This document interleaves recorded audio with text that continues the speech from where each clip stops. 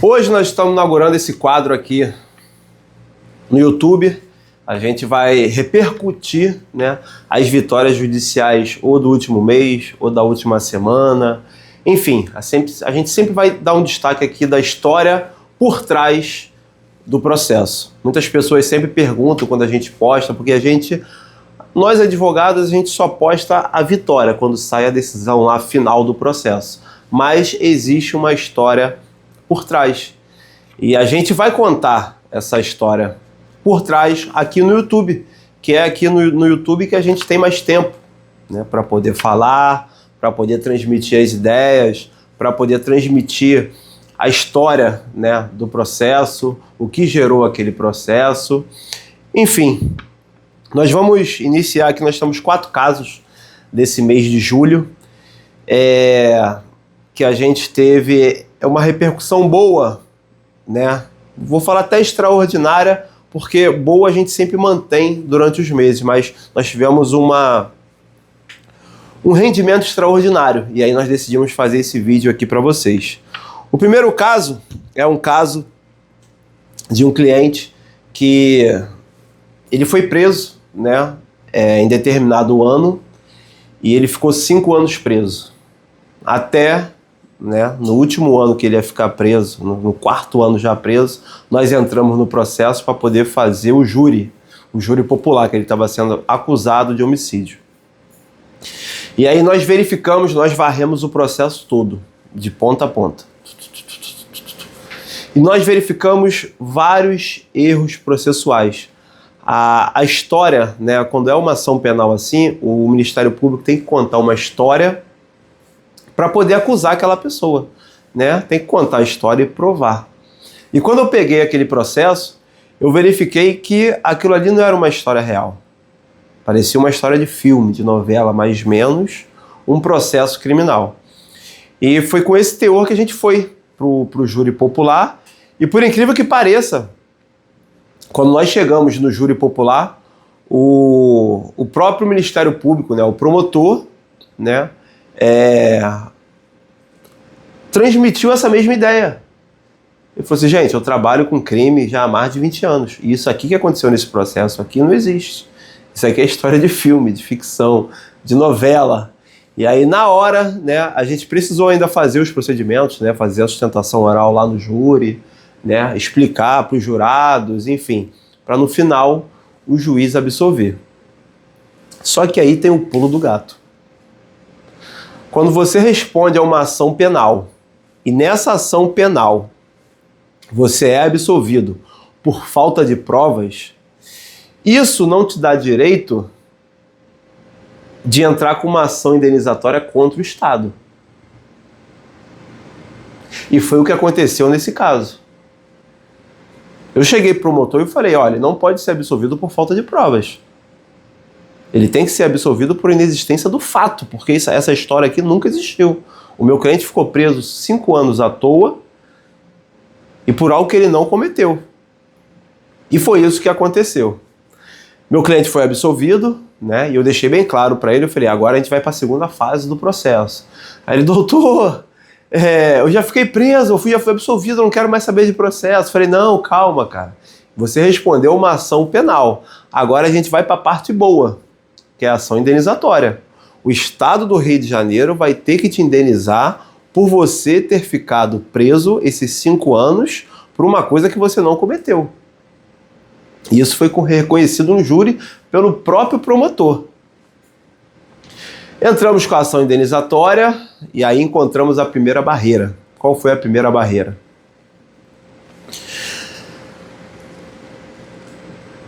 A vara criminal, né, daquele respectivo local não queria fornecer a íntegra do processo criminal. Por quê? Ia ficar verificado, né, que houve um erro do Poder Judiciário ali. Então a gente teve que lutar, né? Pede daqui, pede dali, e o juiz da vara civil, né, da indenização, pedindo o processo, e nada. Aí, por último, né, o juiz falou que não ia precisar dessa prova, Mas eu, como advogado, eu falei, eu não vou cair nessa do juiz. Vai que ele muda de ideia lá na frente e a gente não consegue a indenização. Apresentei um agravo no tribunal falando que eu precisava daquela prova. E aí o tribunal concedeu e aí nós conseguimos juntar a ação penal dentro do processo civil para conseguir a indenização. Muitas pessoas me perguntam, falam assim, doutor Clóvis, qual o valor da indenização? Infelizmente, era para ser mais alto, mas é baixo. Ela gira em torno aí de 50 a 100 mil reais. Mas, né, é o que a jurisprudência tem dado, né, nos tribunais e cabe nós, advogados, né, mudar, né, essa jurisprudência. E é óbvio, né, a gente não pediu só indenização, a gente pediu pensão, por ele ter ficado preso, por ter perdido chances de emprego, por ter ficado 5 anos longe da família, e isso tudo pesa. E nós chegamos ao ponto final, né, que seria a indenização. A indenização veio, mas ainda não veio com o valor que a gente pediu. Ganhamos o processo? Ganhamos, mas não veio com o valor que a gente pediu. O que a gente vai fazer agora? Apelação civil para o tribunal. O Estado ofereceu um acordo, mas o acordo não cabia, né? O valor era baixo. Mas isso já foi bom, porque o Estado está reconhecendo o seu erro, né, nessas prisões que acontecem no dia a dia em ações penais aqui no Tribunal do Estado do Rio de Janeiro. Esse é um dos casos. Nosso primeiro caso. Beber uma água aqui para contar mais uma história para vocês. Agora a gente vai falar sobre crianças autistas. A gente tem percebido na Justiça Federal que existe um certo bloqueio. Existe uma mensagem que é transmitida de que a pessoa com autismo ela é uma pessoa que ela pode viver sozinha, e não é. E não é. E o que a gente está verificando nos processos? Estão julgando tudo de qualquer jeito. O INSS nega o benefício, né, para uma criança autista, e aí a gente entra com a ação na Justiça Federal e a Justiça Federal nega. Nesse último mês de julho, o tribunal anulou uma sentença e pediu para o processo voltar para poder fazer análise daquela criança, né, que tem autismo nível 2. Na minha concepção, qualquer criança que tem autismo vai gerar um gasto, né, financeiro para uma mãe ou para um pai. Ah, mas aí os dois trabalham. Eu acho que isso não interessa. Toda criança com autismo, independente do seu nível de grau, tem que receber um benefício do governo. Esse é o meu raciocínio. Esse é o meu raciocínio. E eu estou tentando transmitir isso para a Justiça Federal, para as leis, né? Nós estamos em ano de eleição, seria uma lei boa, porque só quem tem filho ou filha com autismo sabe o prejuízo que é, não é nem o prejuízo, é o esforço, né? Aquele preparo para você educar aquela criança. E aí você chega na Justiça Federal, aí o perito fala, não, uma pessoa saudável, ela pode viver sozinha. Pergunta se ele tem um filho autista. Então precisa ter, né, essa visão ampla dos dois lados. Eu acredito que um perito específico em autismo tem que fazer essas perícias da Justiça Federal. Quando vai fazer a perícia, é colocado qualquer perito lá, qualquer médico para poder fazer essa avaliação do autismo dessa criança. E a maioria dos peritos nem tem essa especialização do autismo. E eu garanto que se o perito tiver um filho ou filha autista, ele vai dar um laudo favorável. Com certeza, com certeza. Mas, né, acredito eu que esses peritos, eles devem obedecer regras acima deles, né? Fala assim, ó, se não for muito grave, não dá um laudo favorável, não. Porque, querendo ou não, isso gera uma despesa, né, para o INSS. O INSS vai ter que cobrir esses benefícios. Só que não é culpa nossa. Não é culpa nossa. Não é culpa do pai e da mãe que tem um filho autista. E sim, o governo tem que gerar capital, dinheiro ali, para poder pagar esses benefícios, né, a essas crianças autistas. Um salário mínimo já ajuda um pai ou uma mãe que tem um filho autista. Então carregamos nesse processo, né? Perdemos em primeira instância, recorremos, fomos para o tribunal e no tribunal o desembargador mandou cancelar a sentença, pedindo para fazer uma nova perícia com um perito específico, especializado com crianças com autismo. Então, é uma vitória, né? A gente vem lutando muito por isso, é uma vitória e em breve, né, eu irei falar aqui para vocês se a gente conseguiu ou não, né, esse nosso tão sonhado objetivo, que é conseguir, né, benefício, né, para toda criança autista, independente do grau. Grau 1, grau 2, grau 3. Na minha concepção, toda criança tem direito ao benefício do INSS, aquela criança que tem autismo. Toda criança, grau 1, grau 2, grau 3, tem direito a esse benefício do governo. Agora nós vamos aqui para um terceiro caso. É um caso médico, né? É um caso médico. Nós tivemos um caso que uma pessoa foi fazer uma cirurgia. Fez todos os exames, né? Teve aquele acompanhamento médico durante um ano. Quando foi para a cirurgia não saiu como esperado, dentro daquele hospital. E aí, verificando, né, essa situação, que ficou uma situação grave, né, que essa pessoa ficou internada, esse hospital decidiu transferir esse paciente, numa situação grave, para um outro hospital, numa distância, tipo assim, mais de 120, 130 quilômetros. É óbvio, é raciocínio lógico. Você não precisa ser formado em medicina para concluir que uma pessoa internada numa situação grave, se você transferir ela para outro hospital, vai dar ruim. Vai dar ruim, vai complicar e a pessoa vai falecer. E nesse caso, né, eu consegui atuar antes da pessoa ser transferida. Nós entramos no plantão, informamos o caso, juntamos todos os documentos, falamos que o caso era grave, que ele não podia ser transferido, ele tinha que concluir o tratamento ali naquele hospital que ele tinha sido internado para fazer a cirurgia. E um médico perito, né, que é um órgão que fica no plantão da justiça, deu um parecer desfavorável para mim, falando que poderia ser transferido. Enfim, o paciente foi transferido. Ainda erraram o hospital. Quando chegou no hospital lá que ele foi transferido, mandaram ele para outro hospital. Só que aí não tinha mais oxigênio. Olha a repercussão. Não tinha mais oxigênio no cilindro. Se ele fosse para esse outro hospital, esse terceiro hospital, ele ia falecer no trajeto. E aí o hospital ficou com ele. Passaram os dias, ele veio a falecer. Em decorrência dessa transferência irregular, ilícita, ilegal. E aí o que a gente faz? Ação indenizatória contra o Estado, porque era um hospital estadual. Entramos com a ação indenizatória, comprovamos os fatos, juntamos os documentos médicos, laudos médicos, enfim, tudo, né?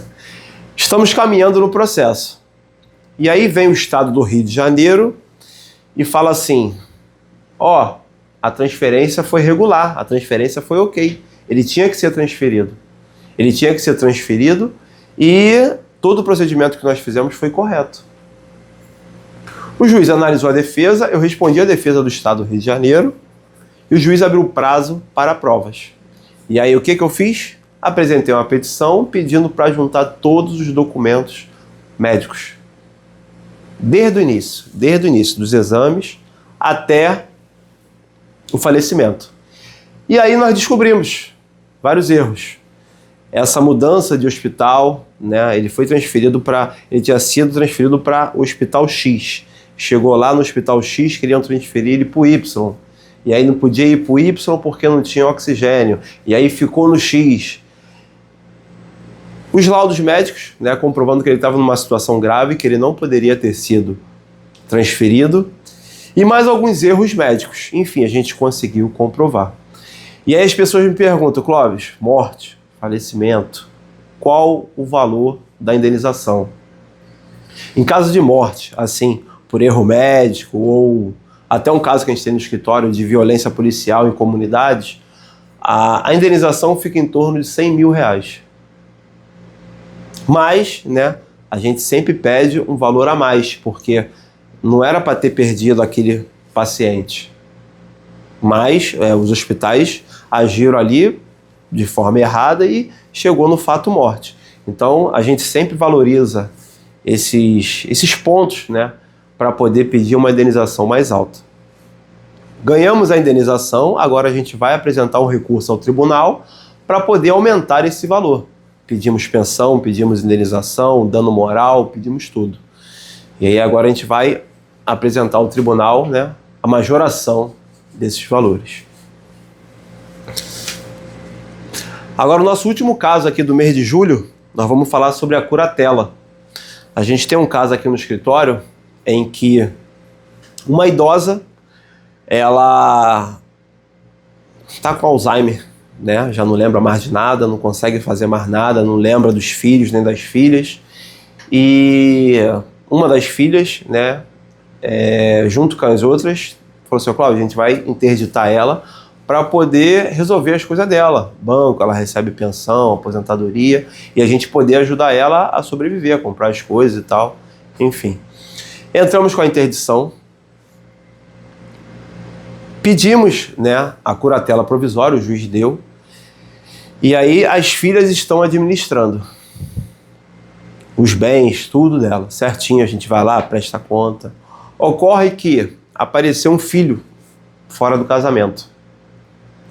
E esse filho fora do casamento atravessou uma petição no processo dizendo que a mãe dele não tinha Alzheimer. Só que nós juntamos laudo médico de hospital público, vários laudos médicos, e ele veio com um laudo particular. Por incrível que pareça, o juiz acolheu a petição dele, acolheu o laudo particular dele, que eu acredito que tenha sido comprado, e revogou a curatela provisória. Ou seja, deixando a idosa totalmente desamparada. Só que o único ponto positivo nesse caso foi que ela marcou uma audiência agora para agosto. Eu ia recorrer da decisão para o tribunal. Só que eu falei, não, eu vou esperar a audiência. Porque essa audiência ela vai ser esclarecedora. Porque o próprio Ministério Público vai fazer pergunta para essa idosa, ela não vai responder. Você conversa com ela, ela viaja, realmente. Então, são questões de estratégias que todo advogado deve ter essa noção. Se já tem uma audiência marcada, se você apresentar um agravo no tribunal, você vai ficar um pouco queimado com aquele juiz que vai estar na audiência. Então, o que eu resolvi? Vamos aguardar essa audiência, que vai ser agora no mês de agosto, e ali nessa audiência a gente vai explanar todos os fatores, explicar todas as situações do que aconteceu, do que vem acontecendo, para poder reverter essa situação. E aí, se a juíza não voltar atrás, né, e dar novamente a curatela provisória, aí sim a gente apresenta o agravo de instrumento para o tribunal para poder reverter essa situação. Esse caso é importante porque são 3 filhas e um filho. Dá para perceber que o processo foi mal analisado. Por quê? Nós juntamos mais de 10 laudos, exames médicos, resultados médicos, laudos de hospital público, que tem fé pública. E somente um laudo aqui, dessa parte desse filho fora do casamento, que é um laudo de médico particular, influenciou na revogação de uma curatela provisória que já vinha sendo cumprida há mais de 10 meses. Então, dá para ver que o processo está sendo mal analisado, mas nós, como advogados, temos que fazer esse jogo, fazer essa parte, fazer isso funcionar, demonstrar para o juiz que ele agiu de forma errada, né? Que ele agiu de forma equivocada ao valorizar um laudo particular, por médico particular comprado, valorizar mais do que os laudos médicos conferidos por hospitais públicos, municipais, estaduais, né, por médicos públicos. Então, esse é um fator principal que o advogado não pode se alterar, né?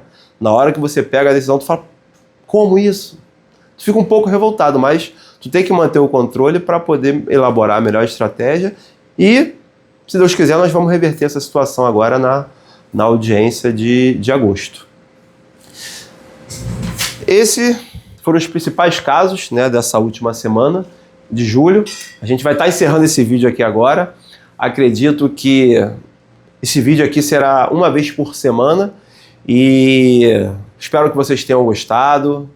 Pode mandar mensagem para a gente poder tirar dúvidas. E toda semana, né, acredito que às terças-feiras teremos vídeos iguais a esse, falando sobre casos, né, as histórias por trás dos processos judiciais aqui do escritório. Nós somos o futuro da advocacia.